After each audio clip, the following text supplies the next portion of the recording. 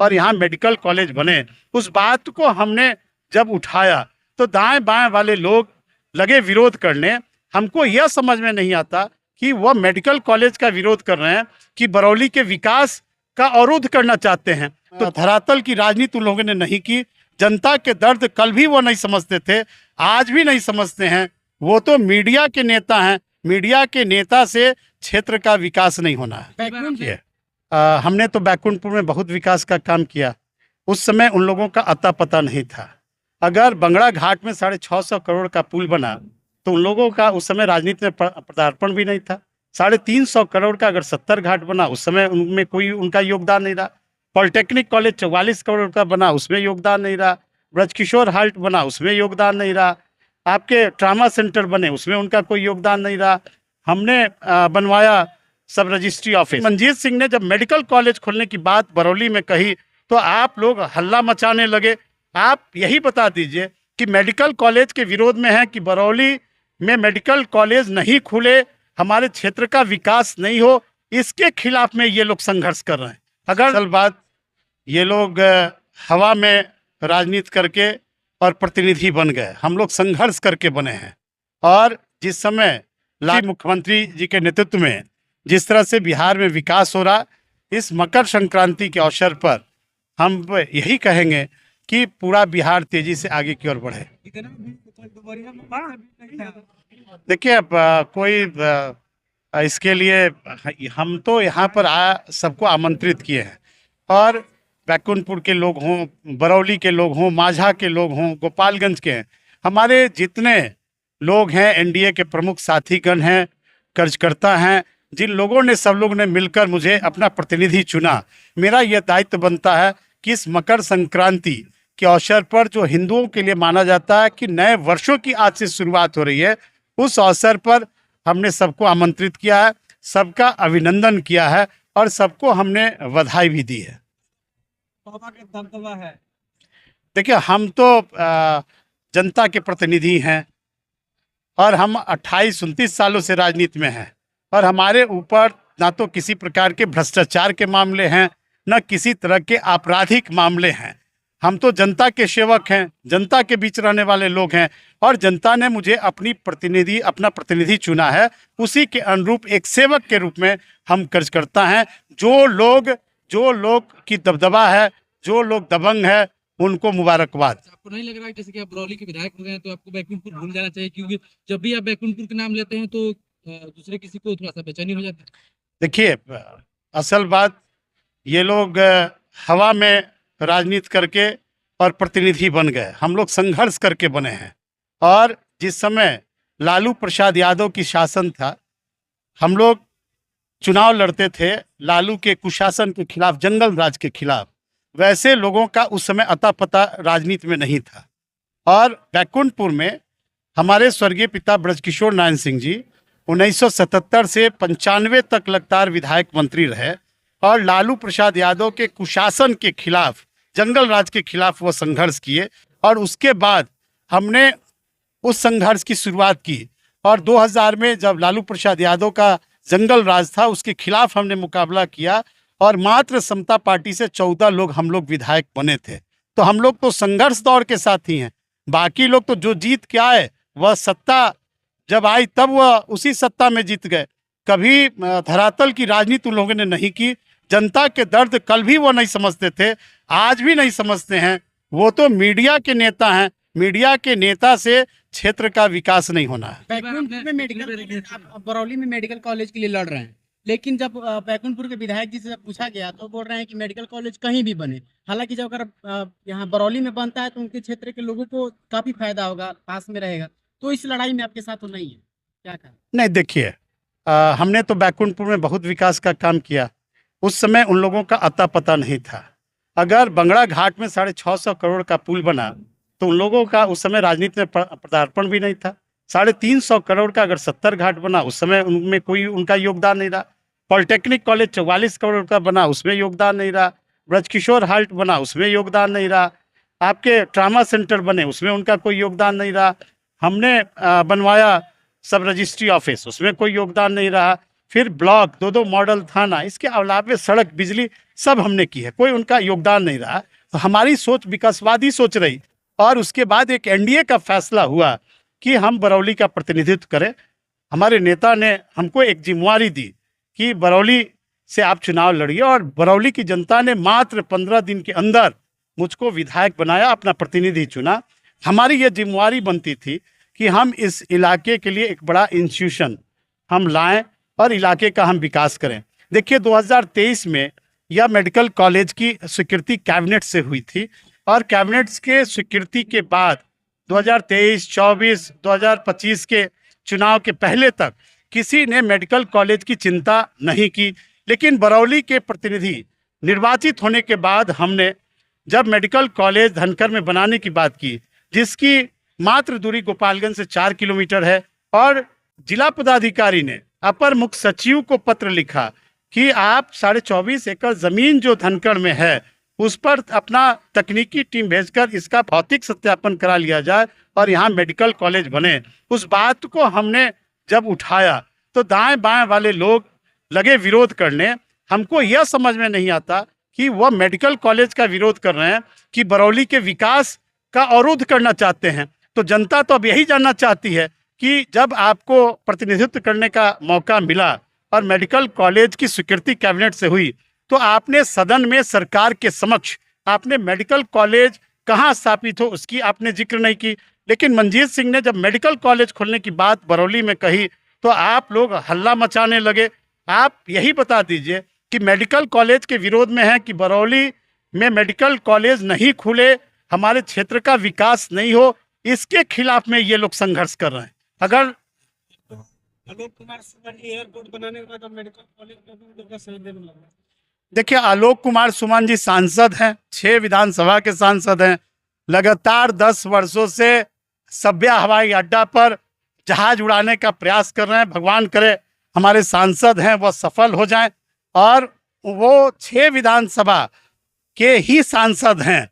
अब उनकी सोच क्या है उस पर वो अपनी जवाब देंगे, और जनता भी, जो लोग मेडिकल कॉलेजों का विरोध इस बरौली में कर रहे हैं, निश्चित रूप से आने वाले दिनों में जनता उनसे जवाब मांगेगी।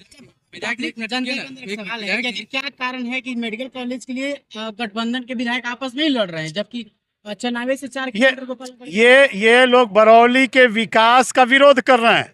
बरौली की जनता इस बात को जान चुकी है कि मनजीत सिंह जैसा प्रतिनिधित्व अगर बरौली में कर रहा है, तो जिस तरह से हमने polytechnic college, ANM college, 2-2 mega पुल और हजारों करोड़ की योजना बैकुंठपुर को दी है, उसी तरह से मेडिकल कॉलेज स्थापित करके एक बड़ी संस्था हम कायम कर दें।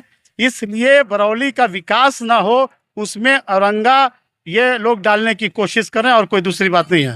एक सवाल है, चूंकि आपने बैकुंठपुर के जो काम किए हैं उसके बारे में बताए थे, पॉलिटेक्निक कॉलेज के बारे में बात बताए थे, वो उसका जवाब आया कि जब वो पॉलिटेक्निक कॉलेज बनाए तो अपने पिताजी के नाम क्यों दिए उस कॉलेज का, किसी वीर व्यक्ति के नाम से क्यों नहीं रखा जाएगा? नहीं, उनको दर्द है कि ब्रजकिशोर नारायण सिंह जी के नाम से क्यों बन गया, वो अपने पूर्वजों के नाम से क्यों बना है। वो पूर्वजों का विरोध कर रहे हैं। उनको दर्द है कि कर्पूरी ठाकुर के नाम से कोई संस्था कैसे हो गया, लोहिया जी के नाम से कैसे हो गया, अंबेडकर साहब के नाम से कैसे संस्था हो गया। तो उनको दर्द है जो हम लोग के पूर्वजों ने समाज में के लिए संघर्ष किया, अपना जीवन दिया। हमारे पिताजी के इतिहास के बारे में वो क्या जानते हैं, उस समय वो पैदा भी नहीं लिए थे। और 72 में पहली बार बरौली विधानसभा क्षेत्र से विधायक हुए। 74 के आंदोलन में जेपी के साथ कूद पड़े, और पहले बिहार विधानसभा के विधायक थे जिन्होंने बिहार विधानसभा से इस्तीफा दिया और जेपी के साथ वह आंदोलन में खड़े हुए। उनको मेरे परिवार के इतिहास के बारे में नहीं मालूम है। आज़ादी के 77-78 वर्षों में 53-54 वर्षों से हम लोग राजनीतिक परिवार से जुड़े हुए हैं। हमारे परिवार के ऊपर किसी प्रकार के आज तक भ्रष्टाचार के आरोप नहीं है, आपराधिक मामले हैं। पहले लोग अपने गिरबान के अंदर झांक के देखे, फिर वह किसी के ऊपर टीका टिप्पणी करे। और ये भी जान लीजिए, पॉलिटेक्निक कॉलेज बैकुंठपुर में नहीं बने, इसके लिए हाईकोर्ट में याचिका उन्होंने दायर कराया। ब्रजकिशोर नारायण सिंह के नाम से पॉलिटेक्निक कॉलेज जो बना वह नाम हटे, इसके लिए उन्होंने हाईकोर्ट में याचिका दायर कराने का काम उन्होंने किया। और जिस दिन मुख्यमंत्री जी का उद्घाटन था ब्रजकिशोर नारायण सिंह पॉलिटेक्निक कॉलेज का, उस दिन प्रोग्राम किसी तरह मुख्यमंत्री जी का कैंसिल हो जाए, उसके लिए उन्होंने पूरी ताकत लगा दी थी और हमने उसका माकूल जवाब दिया था और उसी तिथि पर पॉलिटेक्निक कॉलेज खोला गया। अच्छा, हाल ही में आप कृषि मंत्री से मिले, क्या कुछ बात हुई मेडिकल कॉलेज के लिए, क्या कुछ बात? देखिए, इनकी चिंता विकास की ओर नहीं है, ये तो केवल सरकार की योजना के माध्यम से अपना चेहरा चमकाने की कोशिश करते हैं। और मैं यह कहता हूं कि बिहार के अंदर 5 कृषि महाविद्यालय हैं, जिसमें 386 मात्र उसमें छात्रों का नामांकन हो पाता है। गोपालगंज, सिवान, छपरा इत्यादि में एक भी कृषि महाविद्यालय नहीं है। और आप देखिए, अभी तक 600 हेक्टेयर जमीन कृषि विभाग ने दूसरे विभागों को दे रखा है अन्य इंस्टीट्यूशन को खड़ा करने के लिए। हमने कृषि मंत्री और कृषि सचिव से हमने मुलाकात की कि भाई, बिहार में नीतीश कुमार जी कृषि को कितना आगे बढ़ा रहे हैं, कृषि रोड मैप बना रहे हैं और कृषि में लाखों करोड़ों की योजनाएं नीतीश कुमार ने शामिल किया है। किसानों की आर्थिक आमदनी की बात कर रहे हैं और कृषि विभाग के जो जमीन है वह क्यों नहीं कृषि अनुसंधान केंद्र खोला जाए, क्यों नहीं कृषि महाविद्यालय खोला जाए, जिससे कि जो हमारे बच्चे हैं जो दूसरे राज्य में पढ़ने जाते हैं या निजी संस्थानों में पढ़ने जाते हैं, वह जिस तरह से राज्य के अंदर polytechnic college, ANM college, GNM college खोले जा रहे हैं, उसी तरह हमने मांग की कि राज्य के अंदर सभी जिलों में जो भी कृषि विभाग का जमीन है उसमें कृषि महाविद्यालय खोला जाना चाहिए। आपके स्थानीय लोगों द्वारा अभी माननीय विधायक जी, मैं कुछ कहना चाहता हूँ। ये जैसे आप गोपालगंज के विकास पुरुष के रूप में जाने जाते हैं, इस तरह के बिहार के विकास पुरुष के रूप में नीतीश कुमार के जाने जाते हैं। एक हम लोग का एक निलंबित एक योजना है, मतलब कि कार्यक्रम मतलब है ये। इसमें थोड़ा सा आपका सहयोग चाहिए, क्योंकि हम लोग 50,000 प्रशिक्षित ग्रामीण शिक्षक पूरे बिहार में हम लोग हैं और प्रशिक्षण करके हम लोग 18 से बैठे हुए हैं और सरकार का कुछ ध्यान नहीं इस पर। लेकिन नीतीश कुमार ने इसको मतलब कराए थे हम लोग का ट्रेनिंग। तो मैं चाहता हूं, आप विकास पुरुष हैं तो थोड़ा हम लोगों के लिए विकास का काम कुछ करिए कि हम लोगों का कुछ कल्याण हो जाए। नहीं, निश्चित रूप से आप लोग आभार के आभारी हैं और आप लोगों ने जो कोरोना कार्यकाल में जो सराहनीय योगदान दिया उसको हम ही नहीं बल्कि आपके योगदान को सरकार भी मानती है। और आपने मुझे आज ग्रामीण जन स्वास्थ्य सेवा संस्था के द्वारा एक ज्ञापन सौंपा है। हम जब पटना जाएंगे और विधानसभा का सत्र भी चल रहा है, आपके बातों को मजबूती से सदन और सरकार में रखेंगे। तेजस्वी यादव बोले हैं कि 100 दिन तक हम कुछ नहीं बोलेंगे, 100 दिन तक सरकार की नीति देख रहे हैं, उसके बाद से हम बोलेंगे। क्या कुछ कहिएगा तेजस्वी यादव के बारे में? अभी तेजस्वी यादव का भरम नहीं टूटा है, वो तो तिथि तय किए थे 18 तारीख को मुख्यमंत्री बनने के लिए। उनका सपना बिहार की जनता ने चकनाचूर कर दिया और जब चुनाव वह हारे तो जनता के बीच तो आज तक आए नहीं, आने की हिम्मत भी नहीं है। सीधे वह चले गए विदेश वहाँ दौड़ा करके अब लौटे हैं। तो बिहार की जनता जानती है कि नीतीश कुमार ही उन्होंने बिहार का विकास किया है और नीतीश कुमार जी ने जो आज तक जो बिहार में जो बात उन्होंने कही है उन्होंने धरातल पर उतार कर दिखाया है। और वह कहते हैं थके हुए मुख्यमंत्री हैं। जरा तेजस्वी यादव जी को बताना चाहिए कि मुख्यमंत्री तो अब 16वें यात्रा पर निकल रहे हैं, समृद्धि यात्रा पर निकल रहे हैं और 15वें में प्रगति यात्रा पर निकले थे और बिहार के हर जिला में मुख्यमंत्री गए और योजना का उद्घाटन, शिलान्यास और नई योजना का घोषणा और जिला के अंदर समीक्षा करना और उसके बाद पूरे बिहार घूमकर गए। जितने योजना का उन्होंने बिहार का घोषणा किया, कैबिनेट से उन्होंने उसकी मंजूरी दी और कार्य प्रारंभ हुआ। उसी की समीक्षा करने के लिए, काम के विकास की गति को देने के लिए नीतीश कुमार जी फिर 16 तारीख से महात्मा गांधी के चंपारण से आ रहे हैं और 20 तारीख को मेरे ही बरौली विधानसभा क्षेत्र में उनका पूरा प्रवास है और विभिन्न योजनाओं की समीक्षा, उद्घाटन, योजनाओं को देखना, जन संवाद प्रमुख रूप से करेंगे। तटबंधों में जो पक्कीकरण, कालीकरण का कार्य हो रहा है उसका खुद मुख्यमंत्री मॉनिटरिंग करेंगे। तो बिहार के आज़ादी के बाद कोई ऐसा मुख्यमंत्री नहीं मिला जो बिहार में इस तरह से विकास की रफ्तार दे सके। चलिए एक तरफ आपके सामने 5 विधायक खड़े हुए हैं, आप अकेले खड़े हुए हैं। कब तक लड़िएगा मेडिकल कॉलेज के लिए? कब तक लड़ाई लड़िएगा या हार जाइएगा इस लड़ाई में? देखिए, मेरा नाम मनजीत सिंह है और मैं लड़ाई लड़ना जानता हूँ और इसी तरह का विरोध हर विकास की योजनाओं में लोगों ने किया है। जब हम सिधवलिया में ब्लॉक बना रहे थे, मेरे खिलाफ आंदोलन चल रहा था। जब हम पॉलिटेक्निक कॉलेज बना रहे थे तो हाई कोर्ट तक ये लोग मुकदमा लड़ रहे थे।